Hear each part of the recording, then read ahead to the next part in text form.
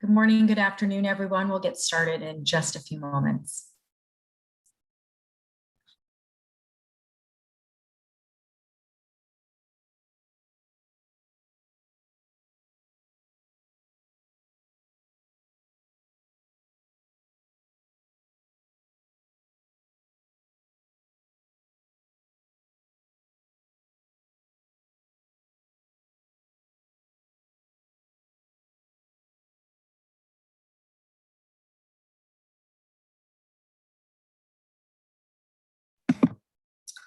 Good morning, good afternoon, everyone. We'll get started in just a few moments.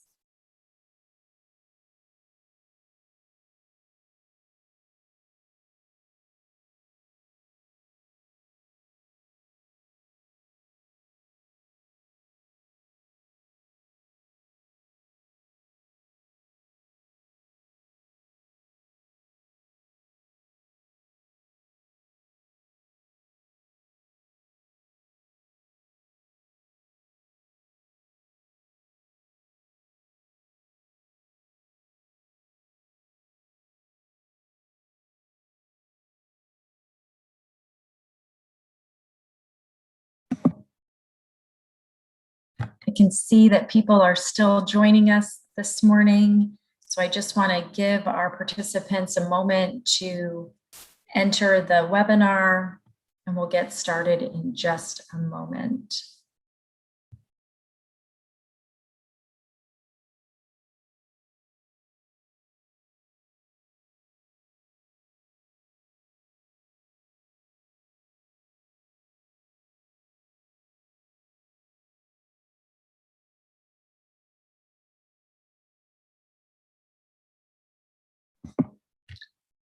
I think we'll go ahead and get started, and I see others are still joining, but hopefully you'll be able to catch up quickly.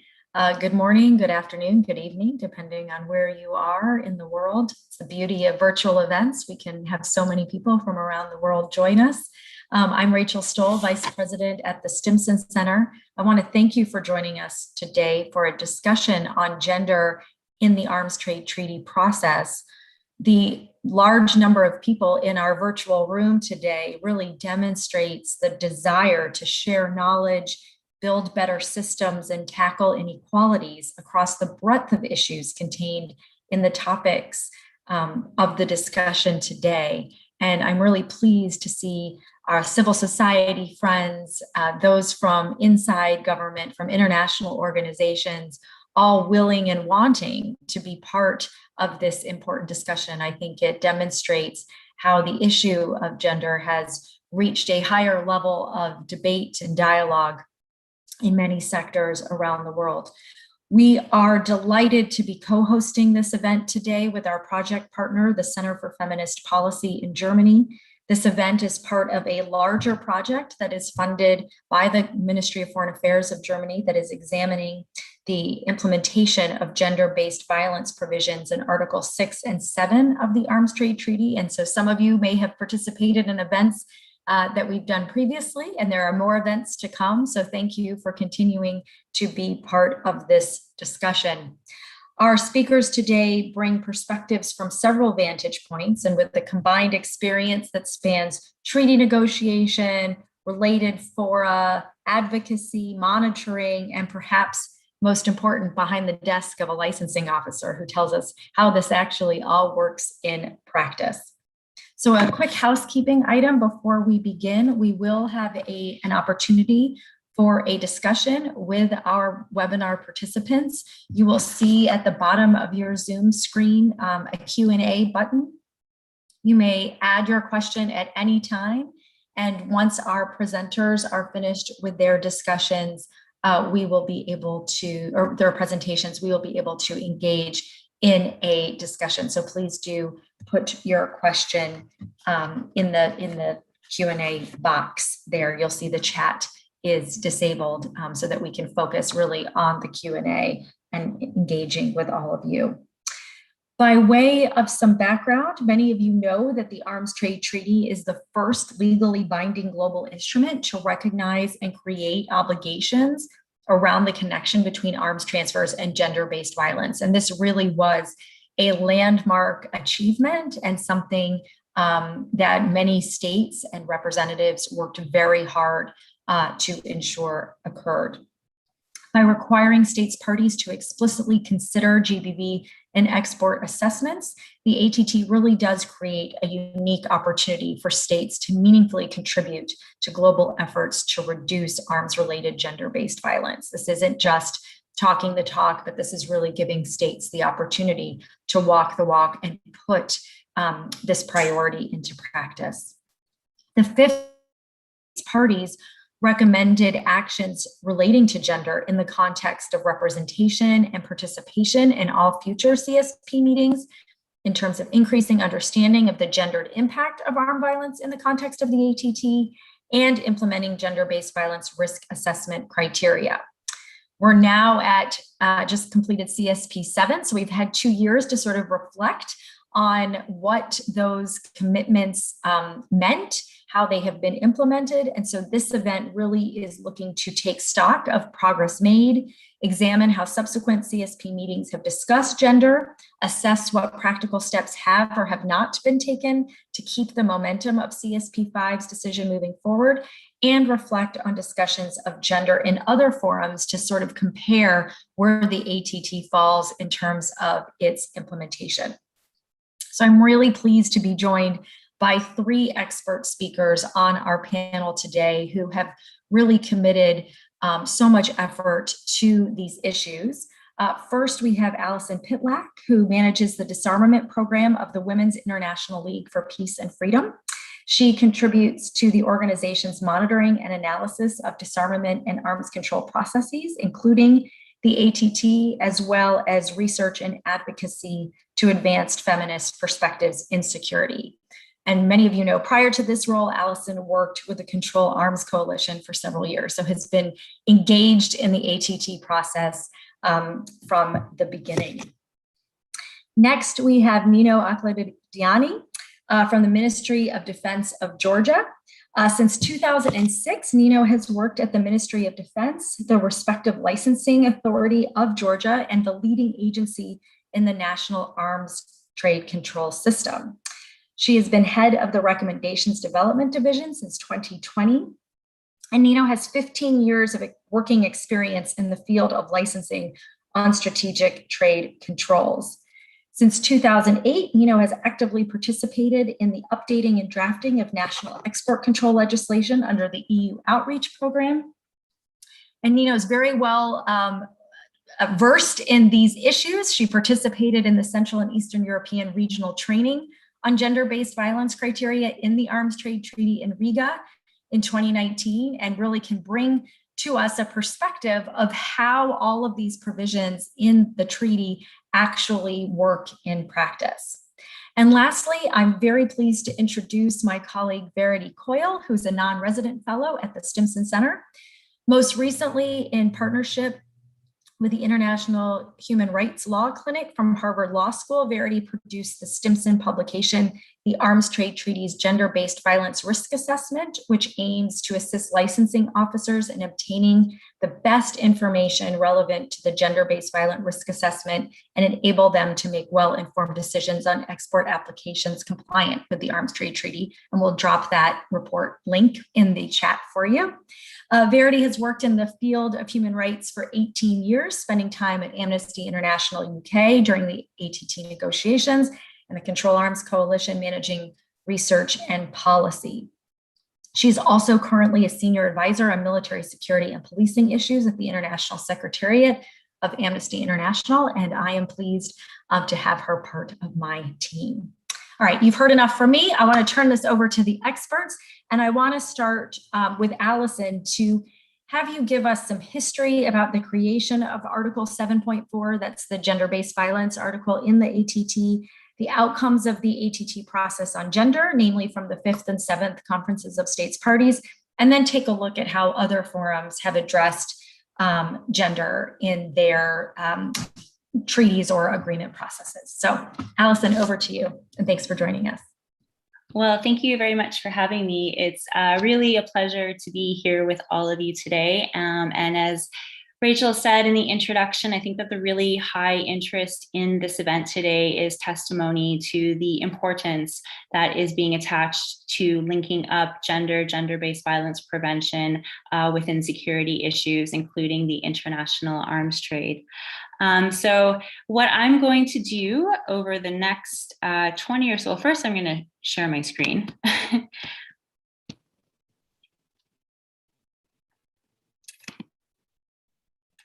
All right, so yes, what I'm going to do over the next 20 or so minutes, as Rachel said, is a bit of an examination of how did gender-based violence come to be included in the Arms Trade Treaty, what happened at CSP5 with respect to gender and GBV, and what is happening in other relevant forums, with a particular focus on the UN Program of Action on Small Arms and Light Weapons.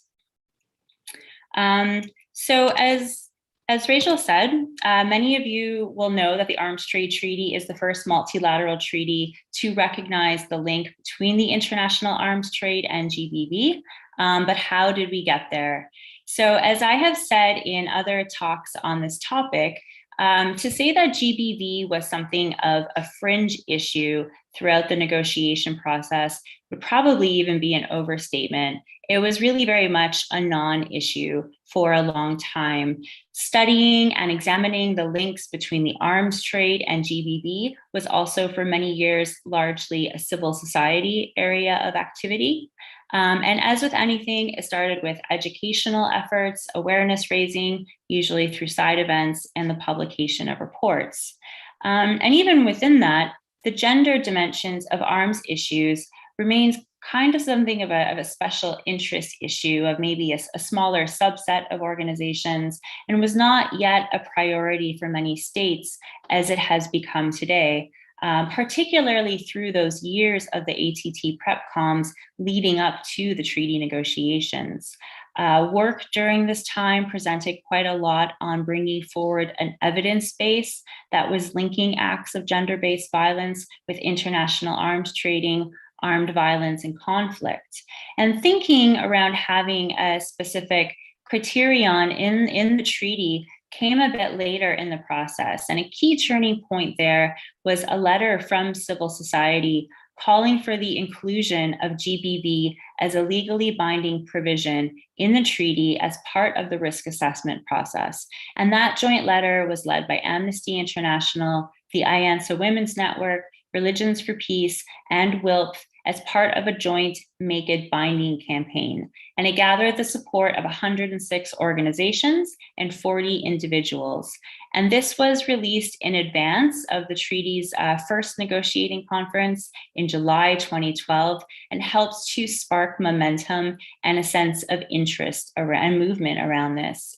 And I think it might be helpful to point out also that at that time, going into the negotiations, everyone was lobbying for everything to be included in the ATT. There was sort of a large wish list or dream list of the possible risk assessment criteria that wanted to be included in what came to be Article 6 and 7. It was much longer than what we ended up with. Things got left out.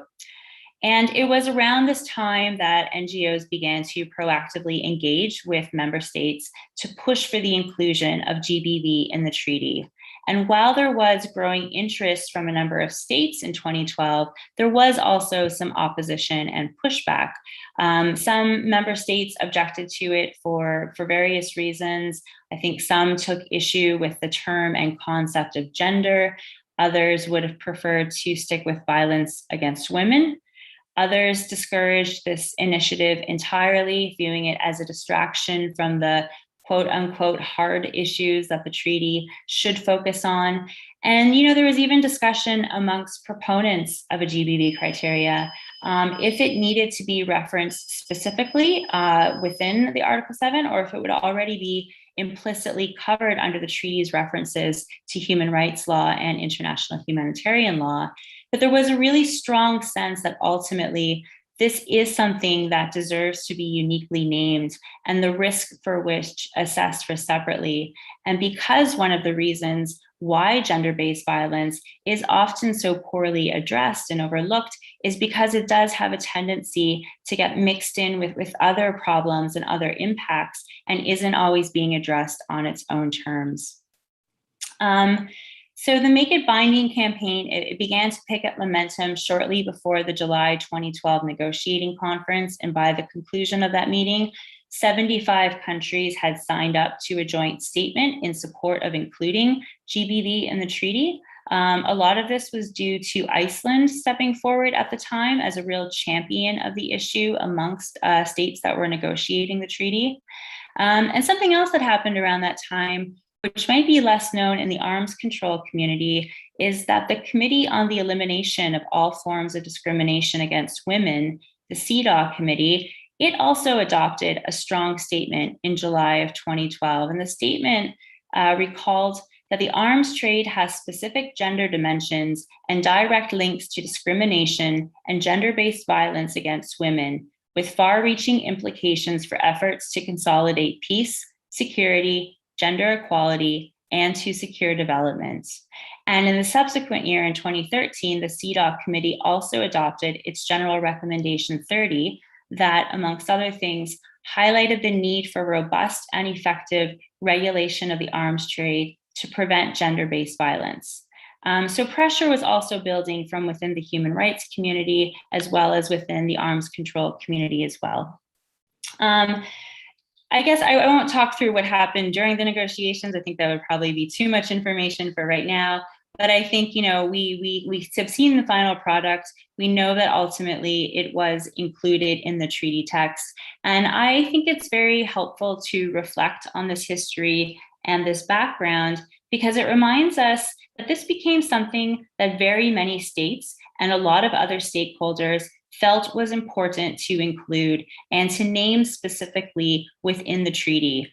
The negotiations were very complex, they were very difficult, and a lot of things didn't make it into the treaty's operative paragraphs. And so having gender-based violence there, it's not something that happened by accident, it happened by design, which means that it shouldn't be treated as an afterthought, but is equally important as other treaty provisions.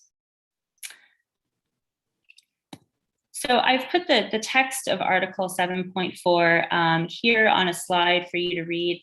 Some of you might be seeing this for the first time, others may have seen it a dozen times. I'm not sure who's in the audience.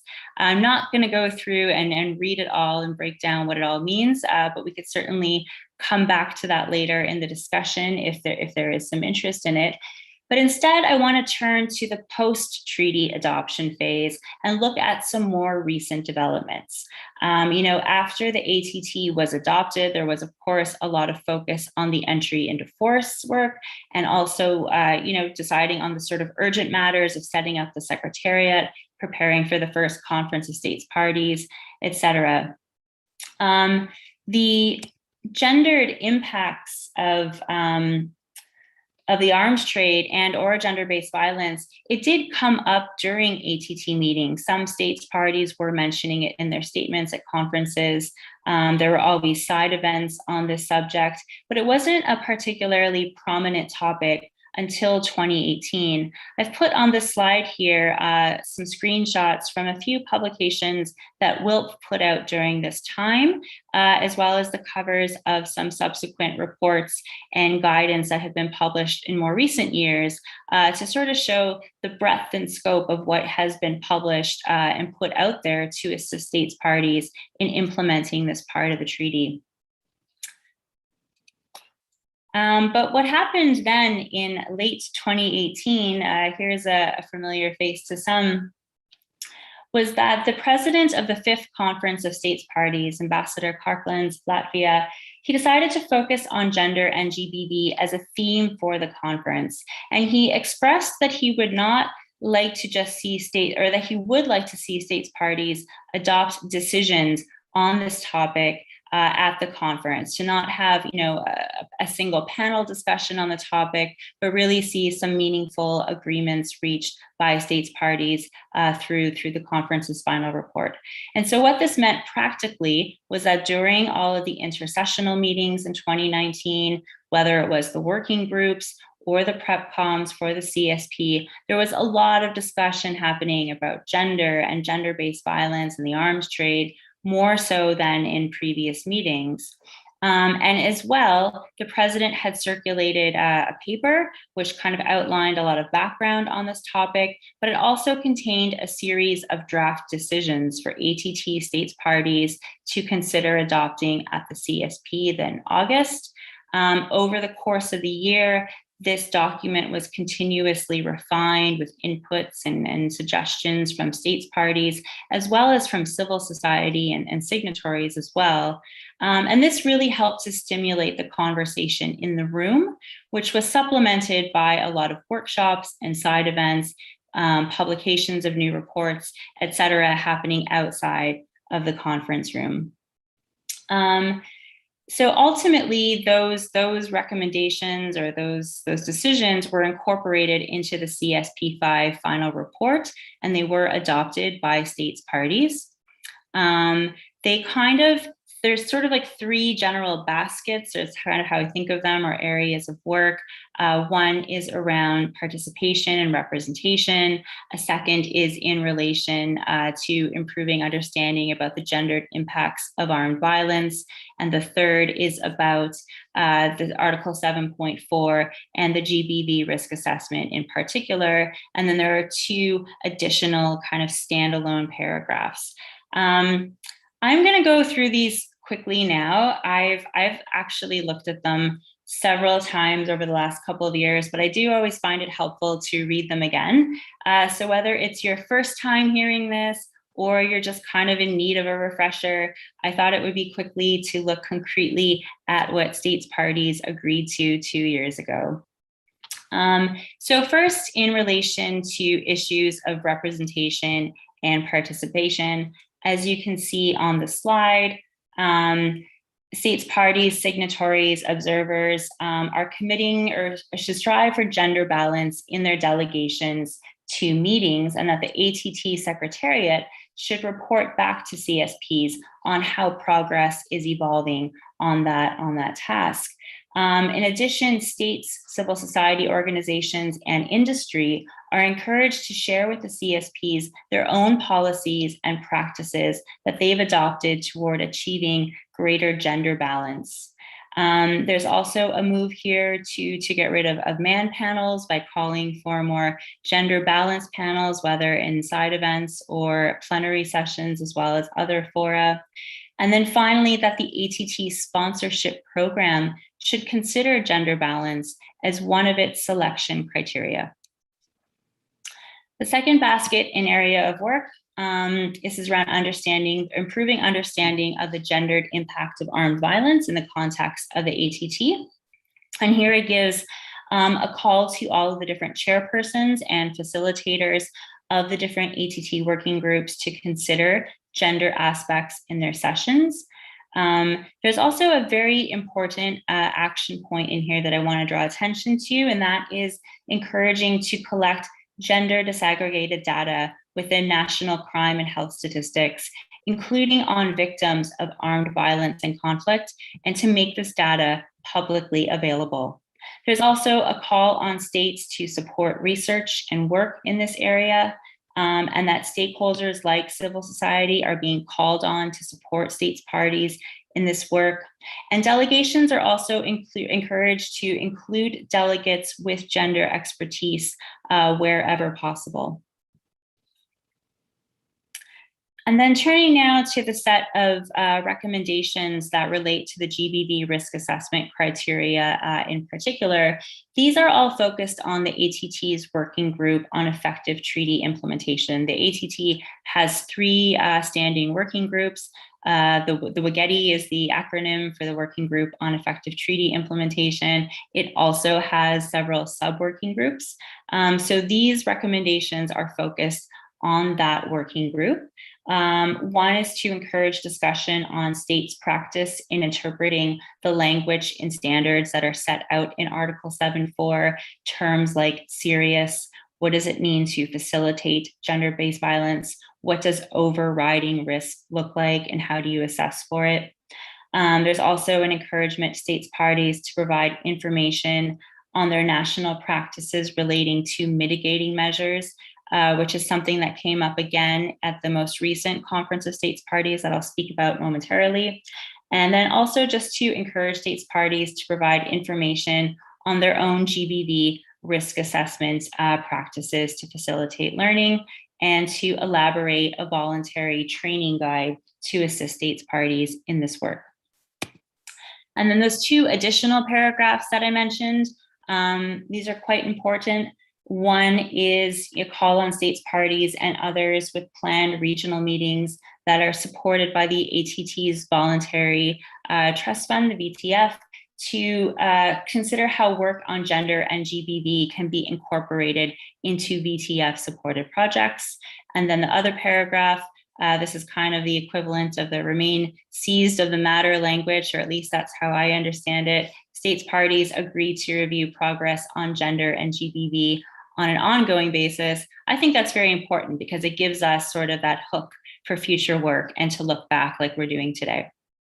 So I believe that Verity will give an overview of how these decisions are or are not being followed up on, and possibly some of you in the audience are already having reactions to this.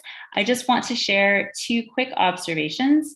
WILP, when this happened in 2019, we really felt at the time that adopting these decisions was a solid outcome overall. They're quite tangible, they're specific. Many of them are also measurable points of action, and they're also embedded in the treaty's existing processes and forums, such as the VTF and the WGETI.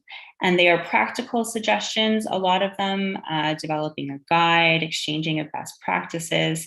And so our feeling 2 years ago was that if implemented, these measures could really serve to strengthen implementation of the GBV risk assessment provision and shine a spotlight on an issue that is often overlooked and deprioritized.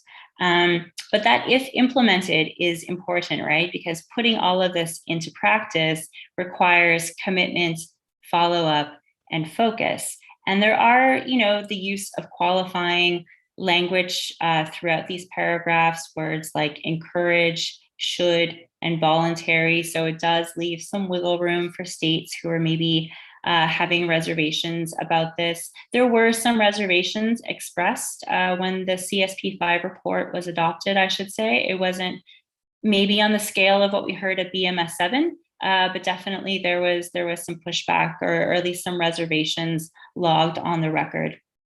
But a second observation, and I'll just say this quickly, is that after this was adopted, WILF had brought a delegation of about 5 or 6 women from different countries and different regions to participate in that meeting. And when we were debriefing on it afterward, everybody was like, oh, hey, this is really great. This has been a great conference.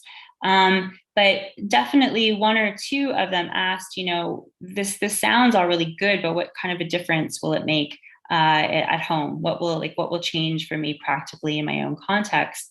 And I think that really stayed with me. And so I wanted to offer it to the audience today, just to think about, what difference is being made and what is the impact, and to bear in mind that we really do need to try to bridge that global to local kind of UN disconnect that can sometimes happen. Okay, so I think I will turn now quickly to talk a little bit about what's happening in other forums. I'm possibly already going over time, and I'm sorry about that if I am. Okay, so I think it can be useful to see developments on gender and GBV in the context of what's been happening more broadly within arms control and disarmament. And I would say that overall, especially over the last maybe 5 or 6 years, there's been a really steep increase in the number of initiatives within disarmament and arms control that relate to gender. I feel like you can maybe loosely group these into sort of 3 streams or baskets of work, which aren't entirely maybe unlike how the paragraphs in the CSP5 report were organized also. One is around participation and representation. Another area of work tends to be better understanding, but also responding to the gender differentiated impacts of weapons and gender-based violence prevention. And then a third area of work where there's maybe been less activity is really just challenging the structural violence and militarism and problematic gender norms, including militarized masculinities. And some of you will know that this work has encompassed a lot of different things. It's included technical work in the technical aspects of disarmament, whether it's in mine action or small arms and light weapons control, policy initiatives, the language that is being used in resolutions and conference outcome documents, research, funding, more efforts to also make linkages with women, peace, and security and its national action plans, etc. Maybe just to give one example. Oh, I seem to have a blank slide. Okay. Maybe just to give one example that I think speaks volumes about how far we have come. I recognize that this is a little bit outdated. It is from 2018 and we're now in 2021. However, it does really show the trajectory, which is the point that I'm getting at, is that this represents UNGA First Committee resolutions and the percentage of which contained a reference to gender of some kind. And you can see how it has really sharply increased since 2015. In 2020, there were 18 resolutions with gender references. This was, again, 25% of the total adopted. And in some cases, some of those resolutions were bringing in new language, others were making them stronger, and most of them just kept the same from the previous year. But I want to zoom in now on the UN Program of Action on Small Arms and Light Weapons, because it is the instrument that I think is most closely associated with the ATT, and discuss some recent outputs in relation to gender and GBV there. We talk a lot about synergy between these instruments, and a closer examination of recommendations that are being made to member states in the context of the UN POA or the Program of Action could also be relevant to ATT states parties in advancing their own gender-based commitments, recognizing, of course, that the membership is maybe not exactly the same within both frameworks. So you might know, or maybe you don't know, that the original text of the UN Program of Action on Small Arms and Light Weapons, it's relatively gender blind. And so over the years, through different outcome documents of its biennial meetings of states, BMSs, as well as its review conferences, efforts have been made to address this and to evolve the practice of implementation, even if the text of the instrument itself does not change. And so the third review conference held in 2018 saw the most substantive agreed outcomes in relation to gender. But it's also noteworthy, that started sooner than the RevCon 3, but also that following the sixth biennial meeting of states, changes were made to the voluntary UN Program of Action reporting templates to include a space for gender considerations. And this is actually something that had been suggested for the ATT annual reports. I think it was included at some point in that president's paper, but ultimately it was left out. So that's why I wanted to mention it here, that it is a new practice in the UN POA. Earlier this year, WILPF and IANSA, we published a joint report looking at an analysis of how member states are reporting on this aspect. And we know what kind of information are they sharing, what are the results. I won't get into the nitty gritty here, and I can put the link in the chat later, but I think that what our takeaway was, there is take up on this part of the report, definitely, it is being used, but that there's a lot of room for improvement in terms of what is being shared, and that efforts so far have tended to focus more on the participation aspects maybe than some of the other areas of work. So during the biennial meeting of states, the BMS 7 that was held just earlier this year in June, July, I forget what month we're in sometimes, there's been a lot of conferences. There were, again, several gender references agreed to in the final outcome document. And I want to say that this was, in this particular conference, very, very hard fought. And it actually elicited, at least one strong sort of anti-gender statement from a member state following the voting on the final document, who distanced itself from one of the paragraphs. And that's actually, it's troubling for other reasons, because that paragraph contained a reference to the WPS agenda, which was established by the UN Security Council and is therefore applicable to the entirety of the UN membership. So that's actually a quite strong signal and a reaction to the WPS agenda, as well as its relationship to small arms control. I'm not going to go through the entire outcome documents of BMS 7, don't worry, but I have pulled out three of the paragraphs where I think they kind of mirror or offer some complementarity to the CSP 5 outcomes. So the first is, again, in relation to disaggregated data collection.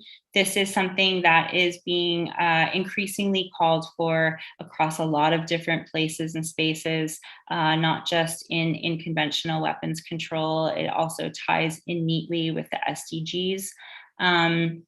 So you can see how there is some complementarity between the calls that were made between the two instruments. Similarly, here we have calls on exchanging on practice or experiences.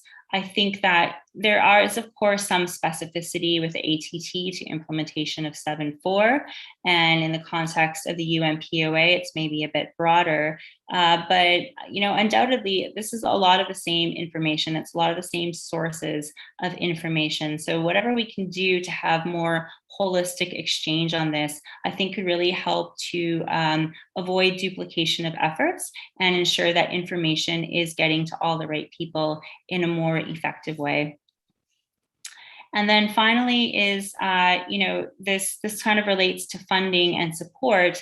And I think this also is part of the reason why we wanted to talk about this today, because there is a lot happening in this space right now, gender, GBV, arms violence, arms trade. And I think that as much as we can do to sort of ensure that we're working with complementarity with one another, including to avoid duplication in what we're putting out, also to bear in mind resource constraints. It's good to keep an eye on what's happening in both spaces. And then finally, the last thing that I'm going to say now, and then I will stop, is I did just want to make a quick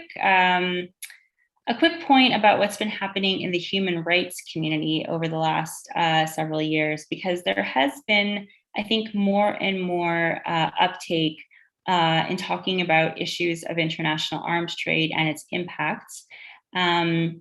And so in 2013, which is the year when the ATT was adopted, the UN Human Rights Council adopted its first resolution on the subject, and it comes up biennially.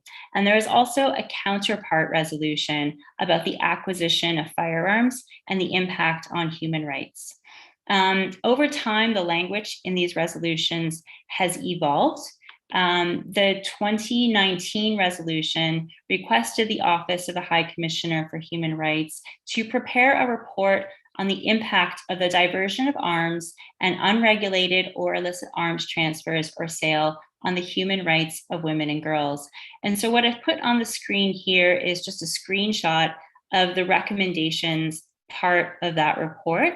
And I think there's a lot of really interesting stuff here that I would hope would resonate with those of us working in the arms control community, because it aligns very neatly with recommendations that we've heard within the ATT meetings or the UNPOA meetings.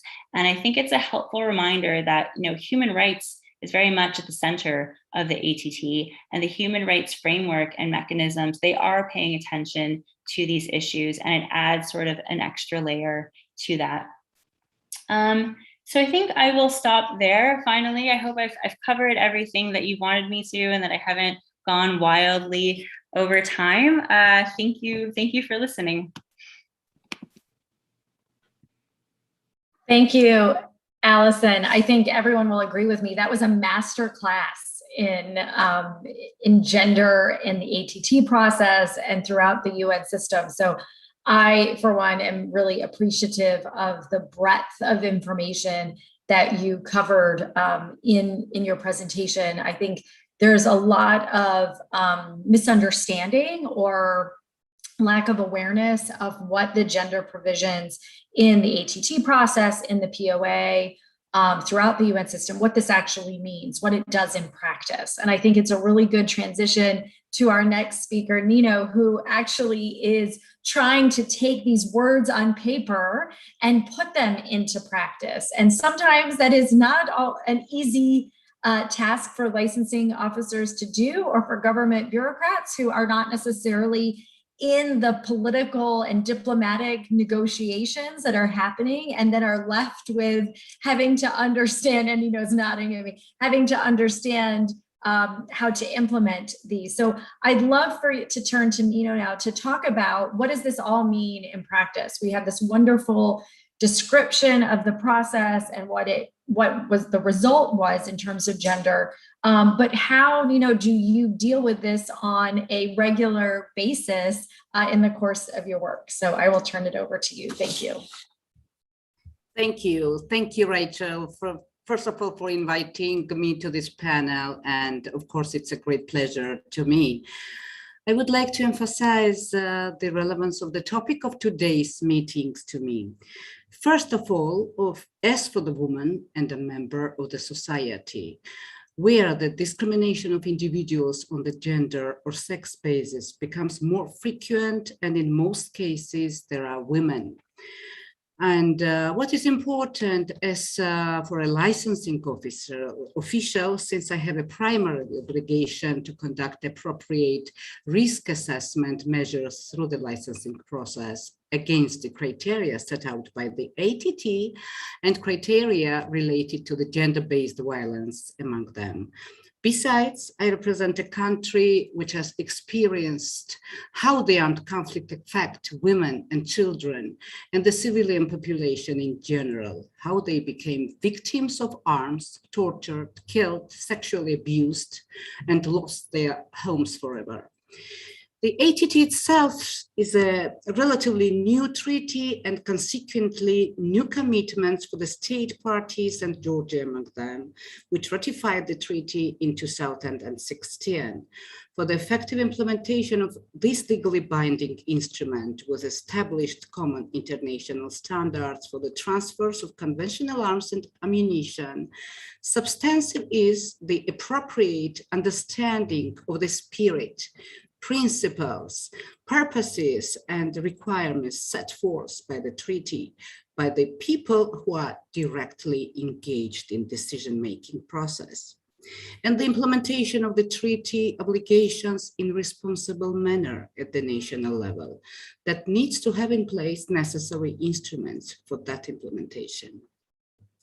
With regards to the first subject in question, I would like to underline how important it is for the national licensing officials, which are directly involved in export authorization, to get the maximum support in capacity building through the trainings in order to gain an in-depth understanding of the aspects covered by the treaty that may be provided by the tailor-made programs or dedicated activities covering different issues related to the ATT implementation.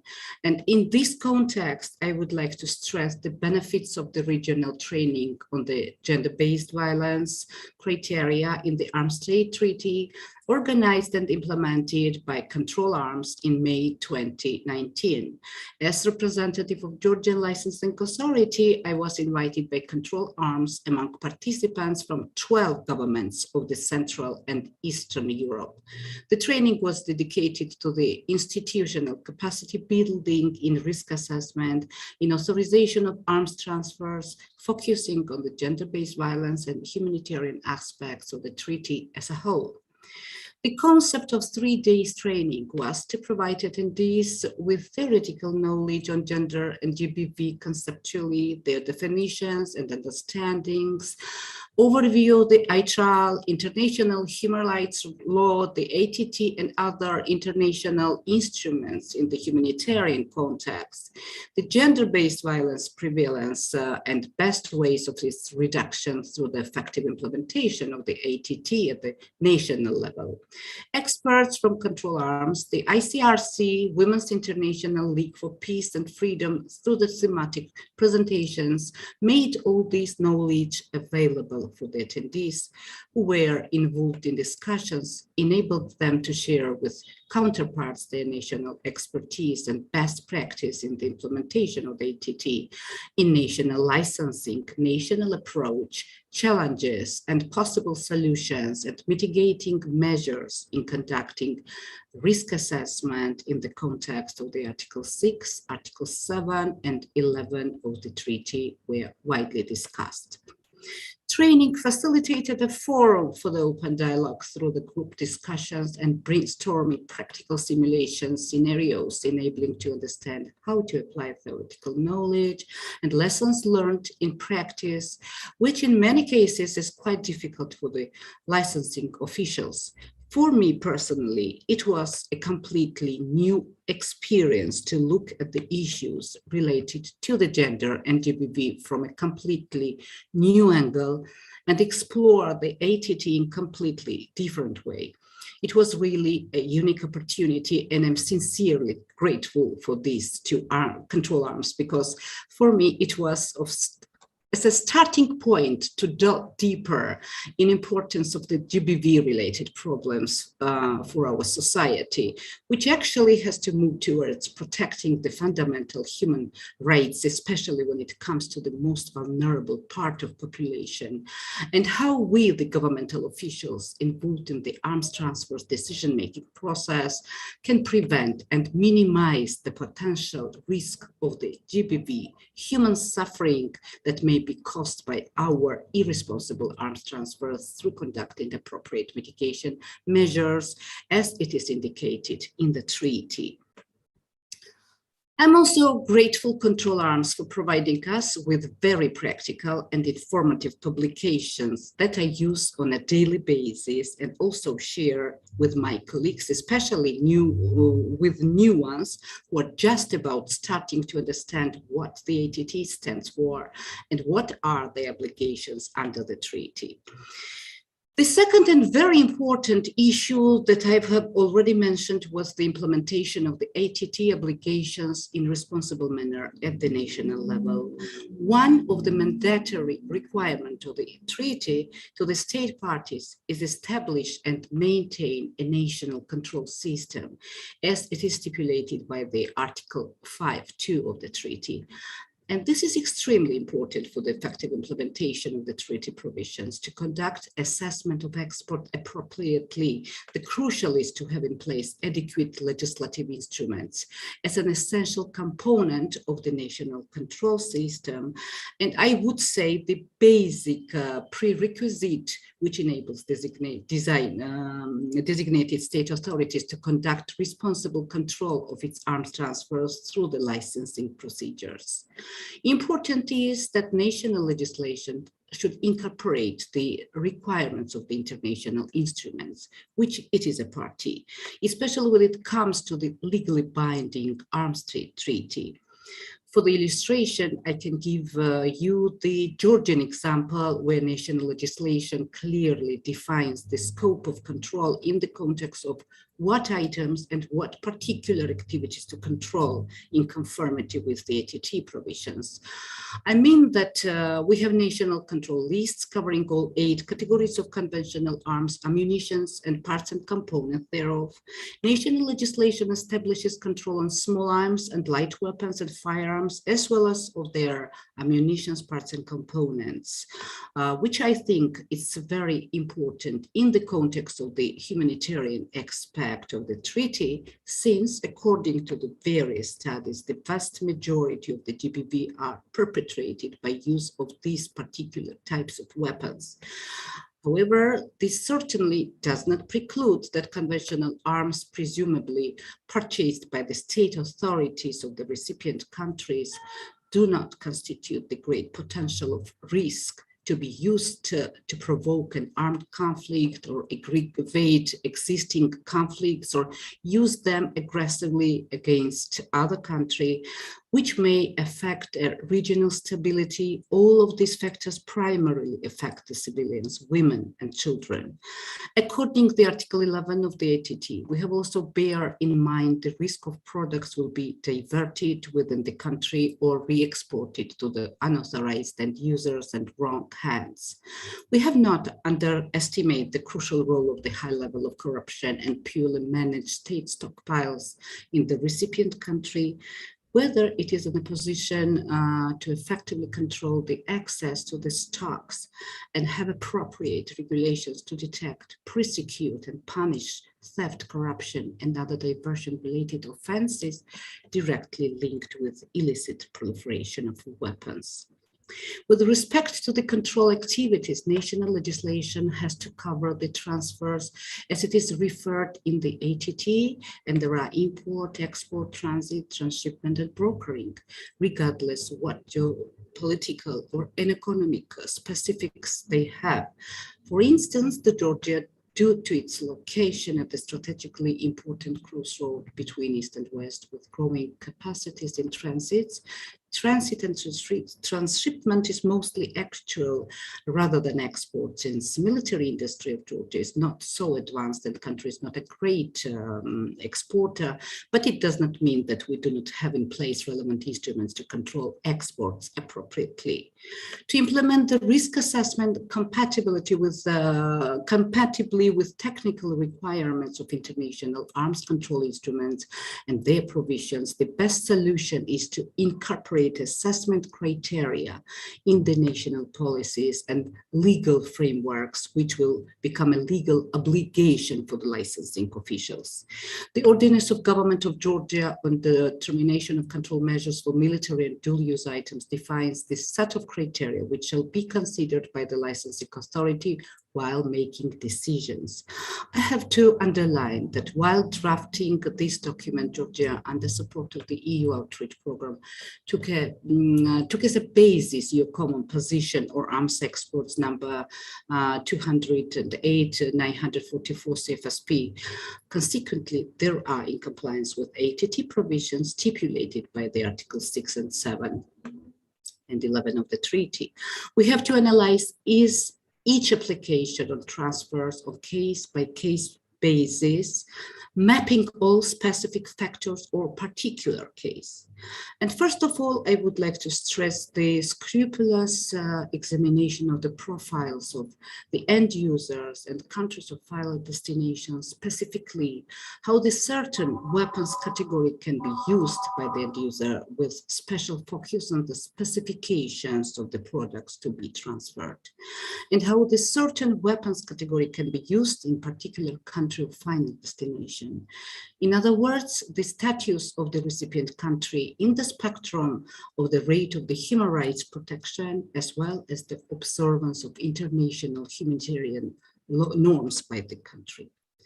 The terms gender-based violence itself is not directly mentioned in the ordinance, but an article then describes in more detail what this reservation means. Application will not be authorized if there is an apparent risk that the goods will be used for, including internal security, domestic repression, including torture and other cruel, inhuman, and degrading treatment or punishment, execution without a court order, disappearances, arbitrary detention, and other major violations on human rights and fundamental freedoms as set out in the relevant human rights instrument, and a substantial infringement of the international humanitarian norms. All these factors described in explanation is considered by the ordinance in the context of the gender-based violence as well as a human rights violations. But I think that for more accuracy, this statute should be revised and amended accordingly in order to capture the essence of the paragraph 7.4 and the soul of the preamble of the treaty that directly links arms export to the risk of violence perpetrated against individuals because of their gender, or sex, which may take place not only within the armed conflicts, but in peaceful times as well. In this context, I would like to stress that frequent participation in activities like the one in Riga is a good opportunity for the government officials to think about their legislative or institutional loopholes and trigger them to take an appropriate measures. I would be happy if the respective NGOs will give us such opportunities as possible. Involved in the trainings are very useful to discuss challenges that licensing officials faced in their daily working process. And I think that there are common: a lack of understandings, lack of time, lack of sources, and lack of access to the relevant information. We know that exporting state has the main responsibility for the mitigation of any potential risk that can be caused by the particular arms transfers in terms of security, social, economic, and humanitarian aspects. However, all states involved in the arms transfer chain, whether at the stage of export, import, transit, or brokering, are obliged to take every measure to mitigate those overriding risks as they are stipulated by the treaty. Coming to the examination of all parties involved in transaction, exporters, importers, consignees, transporting services providers, and end users, we use several sources as needed, like publicly available open sources for finding out their profiles, sphere of activity, specific databases like Wisconsin project provided by the US XPS program, which allows us to get information on the blacklisted companies involved in suspicious transactions and programs. Interagency cooperation, in particular, collaboration with the intelligence services or other investigative agencies, is of great relevance.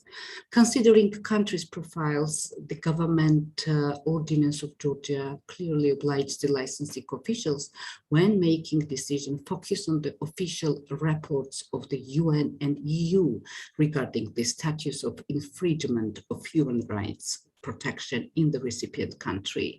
In addition, we try to address the country desks, diplomatic channels, embassies, or consular agents and security channels, military attaché office, including our diplomatic missions abroad and international partnership that we have through the relevant programs. All those are sources that we use. But once again, I have to note that such an in-depth research requires a lot of time, which in most cases we do not have, unfortunately. And in many cases, we have to rely on the information we hold, especially when it comes to the transits.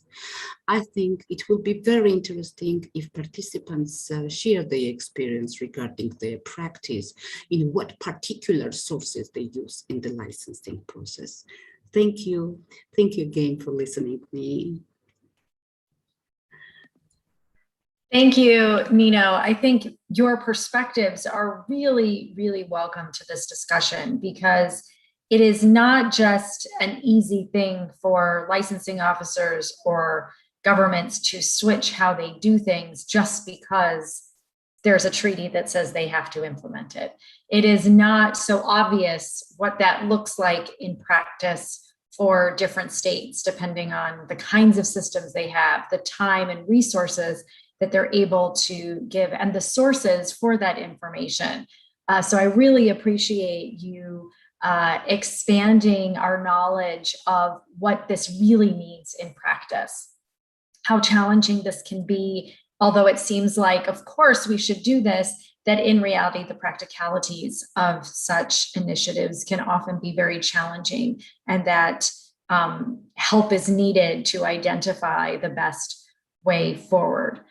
So I want to turn to my colleague, Verity Coyle, to talk about what kinds of help might be available in the resources that are there. I realized Allison had mentioned gender parity and the importance of women's participation and representation in panel events and in discussions within the ATT context. And I am very pleased that we have an all-women panel talking about issues that are really hard security issues. These are not conversations that we often see women represented at the table in such great numbers. And so to have an entire panel of women talking about licensing and export controls and trade controls, I think is really testament to how, if we put effort into these conversations, we can find talented experts who represent a wide diversity of views and perspectives. So with that, I will turn it over to Verity. Thank you, Rachel, and hello everyone. It's really good to be here with Nino and with Alison and with Rachel and with all of you. I can see the participant list, and lots of the organisations that have been mentioned as doing really great work are in the room. And yeah, it's lovely to be in this group when we can't get physically together.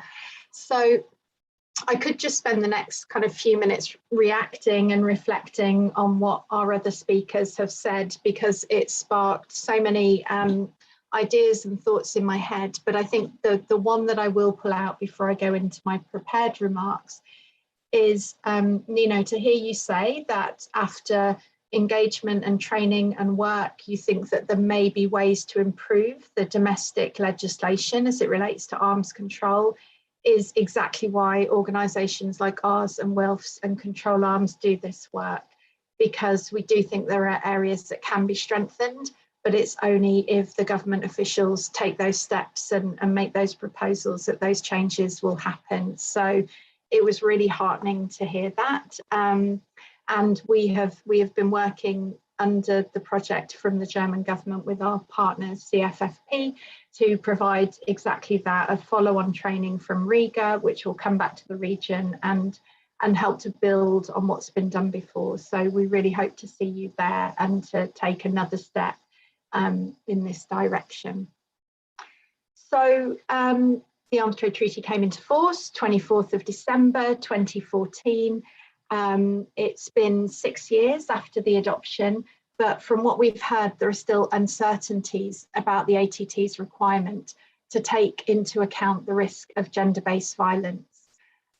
States parties across the globe struggle to operationalise their commitments in this regard, and state parties continue to have questions, in particular about the link between the international arms trade and gender-based violence, as well as gender inequality more broadly, where to find data, how to conduct risk assessments that account for gender-based violence.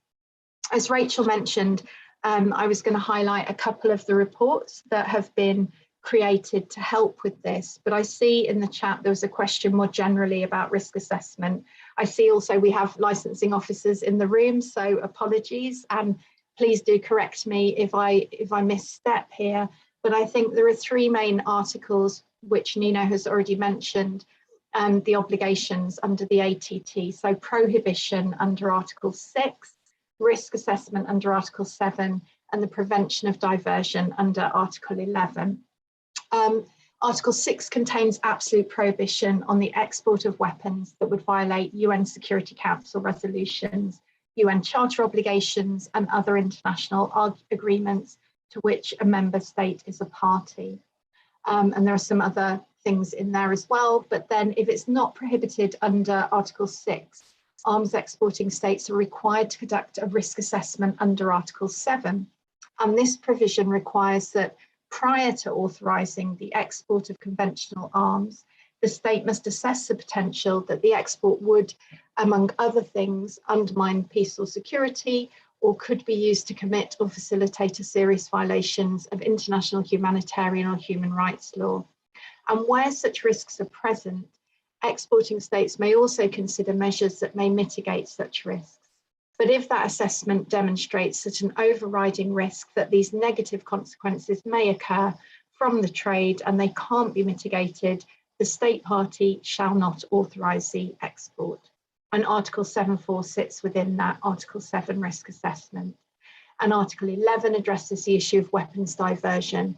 And it's interesting that most of the states I've interviewed for various research projects or spoken to at Conference of States Parties meetings will say that the primary reason for denying transfers is the risk of diversion. So I will now kind of carry on with where I was. So the first guide that I want to talk about is that brilliant control arms guide that Nino mentioned. And it was the first practical guide in the format that was put together that showed licensing officers how they could use a step-by-step process. So this is a simplification of the assessment process. First, to look at identifying what types of gender-based violence are recognised as violations under the ATT risk assessment. Then identifying the prevalence of these types of violations in the recipient state, looking at the state's capacity to prevent or punish the acts of GBV, and then assessing if there still remains an overriding risk of the proposed transfer being used to commit or facilitate GBV by the end user or in the end use. And then finally identifying the mitigation measures or other approaches that could be taken satisfactorily to significantly reduce the risk. And that guide formed part of the curriculum for the training workshop that was mentioned earlier in Riga 2019. And there's one piece of feedback that I want to share from that course that I share pretty much every time I talk about gender and GBV, because I find it really powerful. I find it really gets to the nub of what we're talking about here. We worked with a really excellent group of officials, and some of them were very new in their roles. I think the newest participant was day 2 as a licensing officer, and then we had other participants who had been in their roles for many years and brought with them a breadth of experience. We were talking about gender-based violence, and these topics can be uncomfortable and challenging for some, but everybody who came brought with them a mindset that they wanted to participate and they wanted to take the course all the way through. And I think individuals' understanding of these topics is shaped by the society they live in, their own lived experience, and the dominant political ideology that is the ultimate decision maker for their area of work. And one of the participants at the course shared about their own experiences of growing up in a fragile state, where the proliferation of small arms was high, government stockpiles had been pillaged, and it appeared that most men from their teenage years had access to those weapons. And the impact on the country, and in particular on women and girls, was devastating. Education became impossible because the threat of gender-based violence the girls would face when travelling to and from school was high. It was in many cases deadly. Young friends of that woman experienced gender-based violence, and some of them simply disappeared. Before the widespread availability of arms, these types of gender-based violence were not prevalent in that country. And while arms are not always responsible for the threat or prevalence of gender-based violence, there is a really clear link between the risk of gender-based violence and the use of or availability of arms. And this has been recognised by states in several processes, including POA reports to UNGA.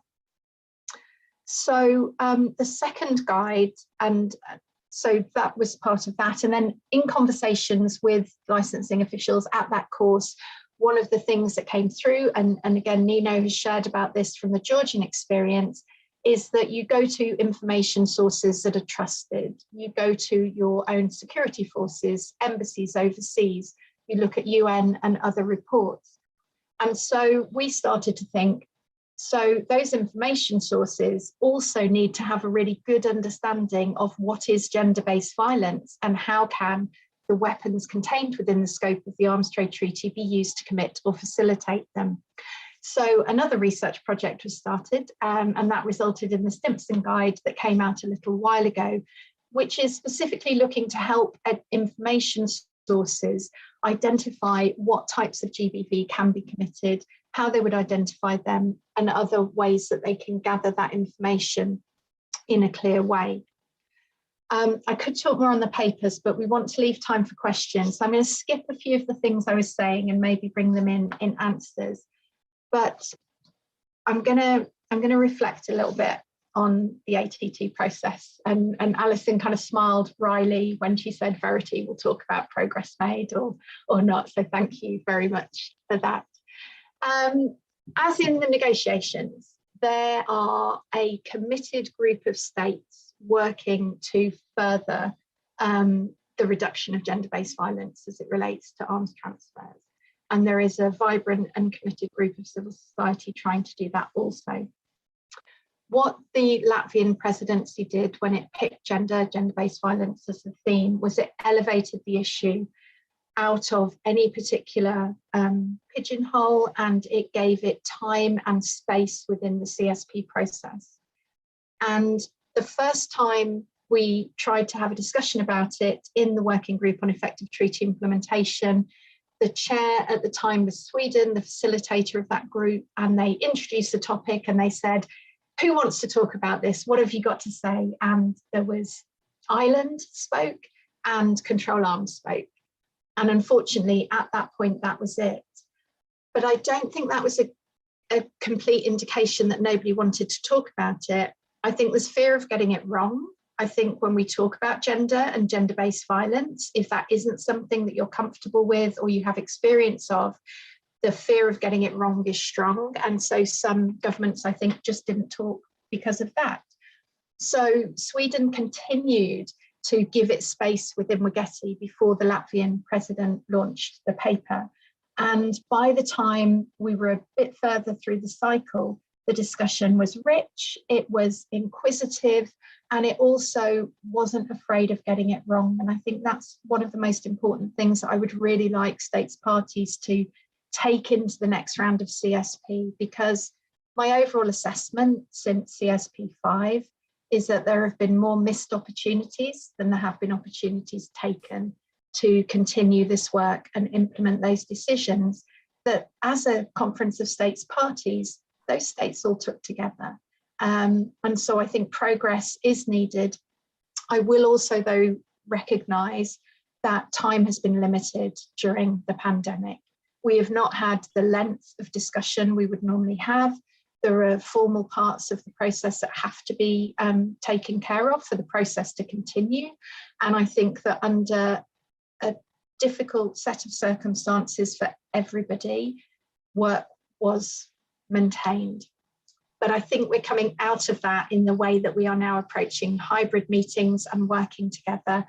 And in CSP 8, under the new presidency with Germany, I think we have to do better. And I really look forward to contributing to how that might happen and where we can bring these discussions back into the main floor of CSP and in the working groups. Sorry, I went on a lot longer than I meant to. I've got two final comments, Rachel, if that's okay. Okay. One of them is a practical one and one of them is a political one. I'm just going to find them because I put some thought into, here we go, how I wanted to say both of these things. So these were both born out of interviews we conducted for the latest paper to assist licensing officers and their information sources. And when sharing details about their national risk assessment process, one interviewee, a government official, said that one of the questions they have on their risk assessment form is, and I quote, "Is there substantiated information to link the items to the negative consequences?" And that makes sense. You know, as we know the ATT, that's a very fair question to ask. But what they went on to say was that for a lot of the consultees, so their information sources, understanding what the item is and what a similar item is quite challenging. So making that link is hard, but understanding the item is a challenge because understanding weapons requires technical expertise. And although the licensing officers have that kind of expertise within their division, the consultees, the information sources, quite often will not. And it would be a lot of work for every application to inform the consultee about the weapon and the potential uses of that weapon when they are giving the risk assessment questions to them. Because the information sources are not engineers, they often don't work in the MOD, and they don't have the expertise to understand if the item is capable of causing the violation. So within that process, even when asking the right question, lack of knowledge within a crucial link of that chain of the risk assessment means that the question of potential GBV risk may not be able to be answered. Now, this is not for any nefarious reason, but because understanding of the potential of all types of weapons covered within the ATT scope may not be recognised by those being asked to assess the risk. And I think that's something that the ATT community could be remain seized with, to use Alison's words, and think about what that means in terms of shared resource about what these weapons do, how they're used. Because as Nino and every single licensing officer I ever speak to says, time is short for these people. They work really hard, and more resources like that could be very useful. My final political point, Rachel, many governments, if not all, add a layer of political principle that overlay the export licensing decision. And these relate to security relationships and broader international relation issues. So my question to all the governments in the room is this: can you be 100% certain that GBV is fully taken into account within this framework? An ally in one sense may not be an ally to everybody, particularly those most at risk of gender-based violence. And I'll leave it there, Rachel. Thank you. Thank you, Verity. I think the panelists today really have done a remarkable job in outlining sort of the history, the realities, the potential for this issue to be mainstreamed, as it were, as part of political and policy and regulatory processes, which I think is really important. It's not just enough to sort of have the political commitment. It's not enough to give directions. There's really sort of the practicalities of what this means at a very, very deep level. So I'm very appreciative to our panelists for giving us such a deep perspective into these issues. It really, as I said after Alison spoke, it really has been a masterclass in gender issues in the ATT. I know we have some questions and we have about 15 minutes to get to them. So I'm just going to look at those. You can all follow along and maybe start with the very first question about how we ensure a proper gender mainstreaming in the ATT process. And is there any model in place to ensure proper monitoring and evaluation of the process to ensure effectiveness? Let me, either Alison or Verity, I'll start with you, and then Nino, if you want to contribute as well. I think, yeah, happy to kind of take a first run at this. So I think gender mainstreaming, there's a few things that we could do. We could be looking, as has been mentioned before, at more female experts, but also looking at the way that those experts interact with the ATT process. And unless we are ensuring more female experts at the level that Nino is at, and at licensing officer level, and doing the practical work back in government, then that will never translate into the diplomatic process of the ATT CSP. So this, it really has to be a kind of whole government approach in the way that people are brought forward. Control arms recommended that, as well as monitoring the gender balance of delegations at ATT, the ATT Secretariat could also look at how many women are head of delegation, how many women are giving interventions, how many are sitting on the management committee, and take it kind of not just in the numerical sense, but also in the active participation sense. I think education is probably another way that we can continue to mainstream gender within the ATT process. It can lead to the establishment of male allies. It can educate on the legitimacy of gender-based violence, as many individuals still do not understand the extremity of its existence. And governments could also consider the implementation of gender coach programs, which I know is something that the International Gender Champions have been speaking to governments about. And one of the things the ATT is doing, which is great, but there could be more of, is thinking about shared regional and international policies, because establishing shared policies on this would create increasingly straightforward protocols to implement them. And this in turn could ensure gender responsiveness and eventually lead to minimising the risk of GBV in conflict and post-conflict situations. Allison, did you want to add to? No, that was fantastic. Nina, you're going to, okay. There's a question that I think follows very nicely from your response, Verity, about discussions about improvements in processes, representation at meetings and information, all of which are really important.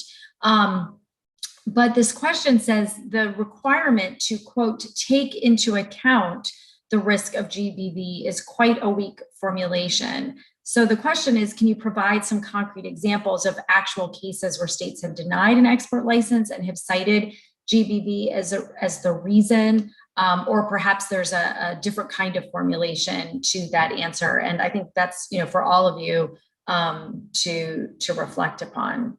So I'll let whoever wants to take that one start. Okay.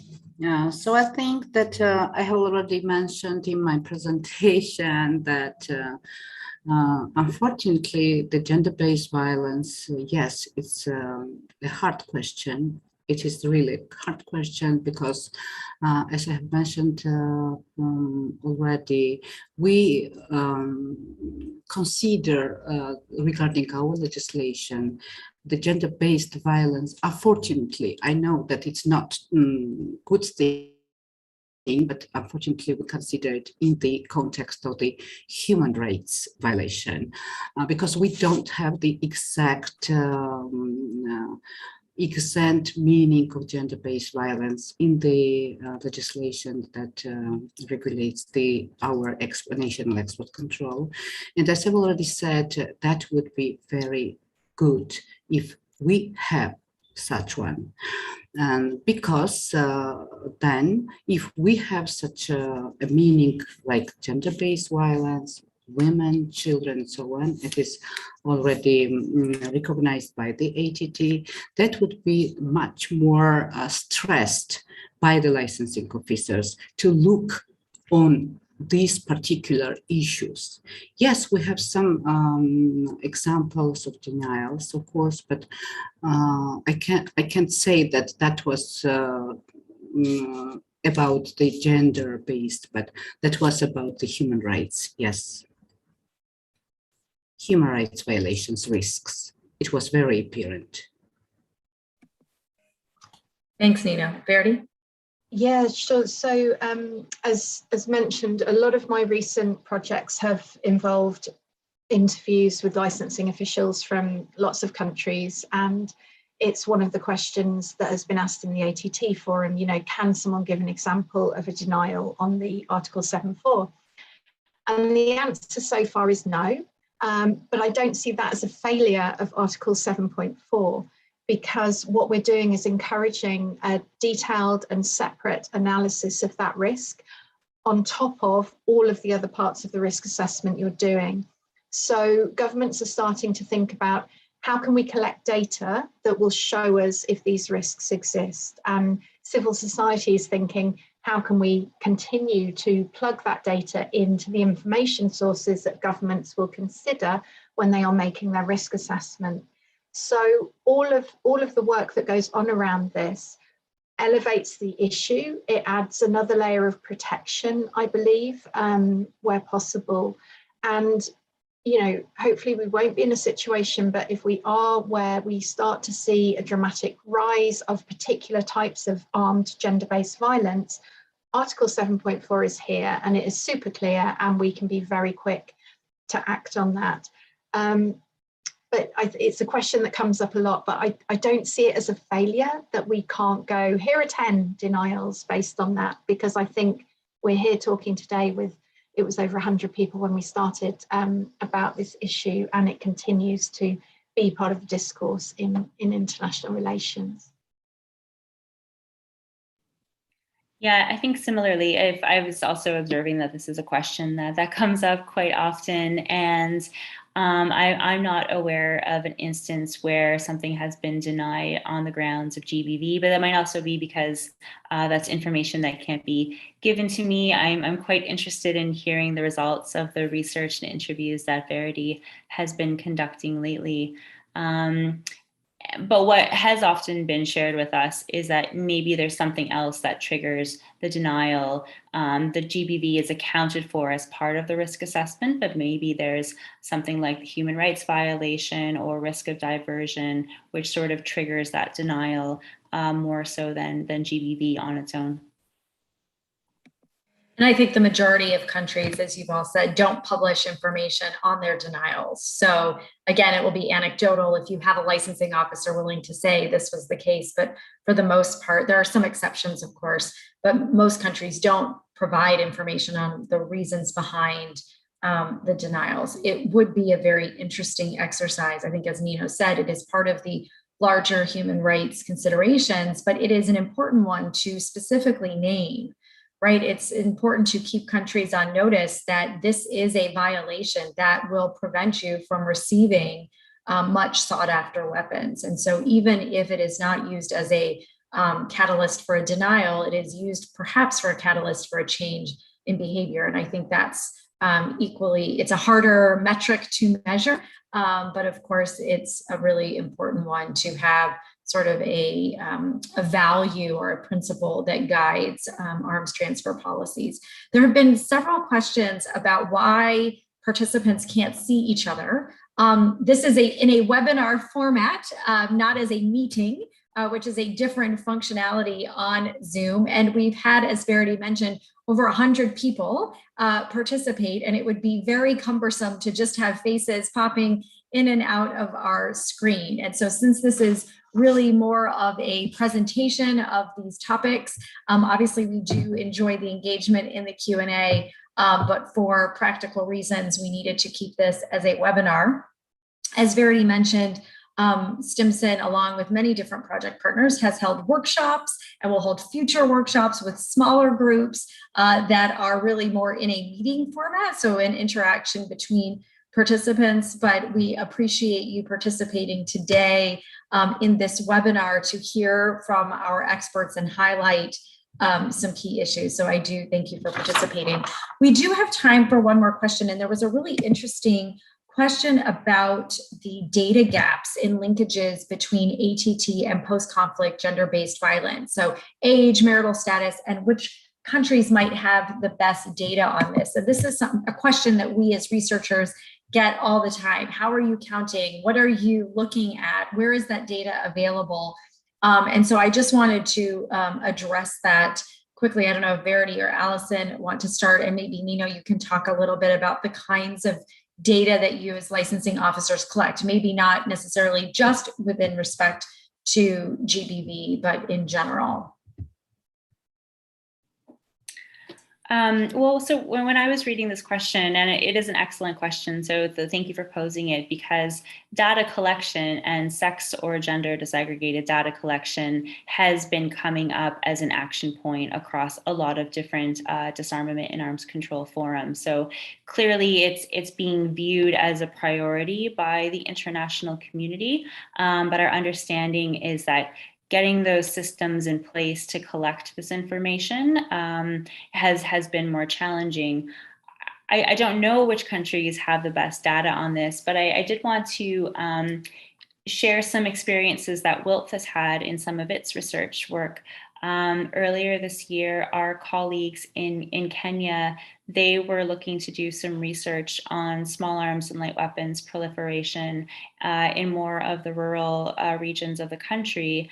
And when they set out to speak to people there to kind of understand more the context, they were having a lot of trouble getting that information from their interviewees, whether it was because of the stigma. They didn't want to be seen as kind of talking too much about what had happened to them.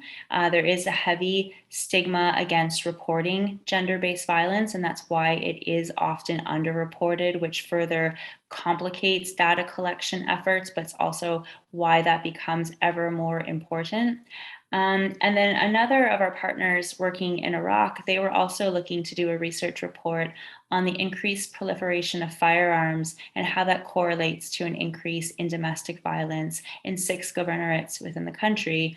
And what they found was there was, I think, some reluctance, yes, to report incidents but also that a lot of the institutions they were going to, whether it was for hospital records or criminal statistics, police, that the information wasn't being kept, or maybe it wasn't being collected in a way that could then be used comparably in the kind of research that they were doing. And that wasn't offered as a criticism, but more of like, this is the gap that needs to be filled, and some of the real obstacles that are being faced when we're trying to put these nice words on paper about data collection into practice.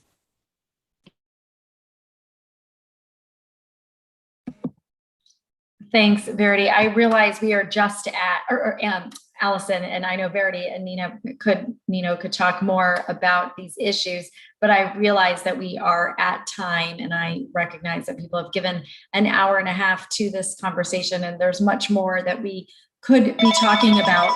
I think the real issue here is that this is not just a box ticking exercise. This is really an opportunity to advance conversation on a really important issue that was set out as a commitment 2 years ago through the CSP process.